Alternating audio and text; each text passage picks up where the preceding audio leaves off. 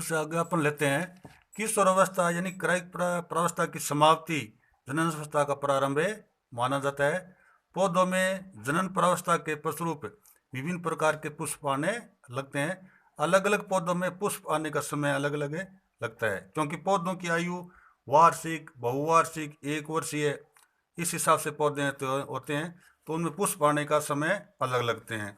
कुछ पौधे मौसमी होते हैं, तो उस हिसाब से ही उन पौधों के अंदर पुष्प आने लगते हैं। जब पेड़ पौधों में पुष्प विकसित होने लग जाते हैं, तो इसका मतलब यही है कि पौधे के अंदर एक कायिक प्रावस्था आ गई है।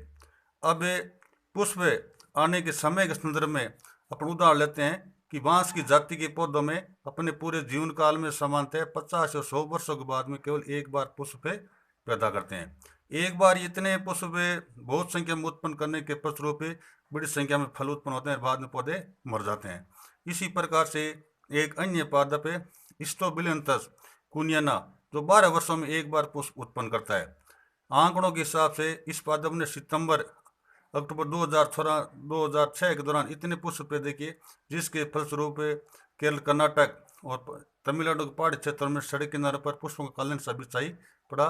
जिस दृश्य को देखने के लिए सैलानियों की एक बहुत बड़ी संख्या इनकी ओर आकर्षित होती गई। जंतुओं के संदर्भ में अपन जानते हैं कि पक्षी वर्ष भर अंडे नहीं देते हैं, ये एक निश्चित मौसम के अंदर अंडे देते हैं। मेंढक और छिपकलियां में भी यही प्रक्रिया पाई जाती है, एक विशेष ऋतु आने पर ये अंडे देते हैं। तो इन अंडों देने का टाइम अलग अलग होता है, यानी कहने का तात्पर्य यही है कि जनन प्रावस्था के दौरान नर और मादा में अंडाशय की सक्रियता में चक्रिक परिवर्तन होने लगते हैं, जिसके फलस्वरूप उनमें हार्मोन में परिवर्तन होने लगते हैं। इन हार्मोनों के परिवर्तन से दो प्रकार के चक्र संपादित होने लगते हैं, एक तो मध चक्र, दूसरा हो जाएगा ऋतुस्राव चक्र। मध चक्र नॉन प्राइमेट जंतु जैसे गाय, भेड़, चूहो, हिरण, कुत्ता, चीता आदि में पाए जाते हैं, और मध चक्र है ये बंदर, एप्स और मनुष्य के अंदर पाए जाते हैं। इस आधार पर अपन कह सकते हैं कि जंतु अपने जन्म प्रावस्था के दौरान अनुकूल परिस्थितियां प्राप्त होने के बाद में ये दोनों प्रकार के चक्रों का प्रदर्शन करते हैं। इस आधार पर कई जंतु है ऋतुनिष्ठ यानी मौसमी प्रजनक होते हैं।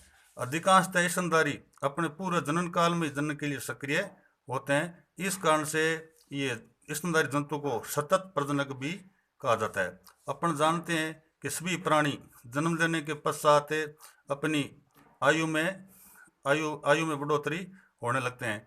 हम लंबी आयु तक जीवित कैसे रहें निश्चित आयु ग्रहण के पश्चात अपने में को वृद्धावस्था भी आने लगते हैं, यानी जंतु को जन्म लेने के पश्चात वृद्धावस्था की ओर बढ़ना, वृद्धावस्था की आयु प्राप्त करने को अपन जीर्णता करते हैं। जैसे जंतु में जीर्णता प्राप्त हो जाती है, तो उसके अंडाशय, उसकी मादा के अंडाशय में किसी प्रकार का परिवर्तन नहीं होता है, उपापचय क्रिया भी मंद होने लगती है।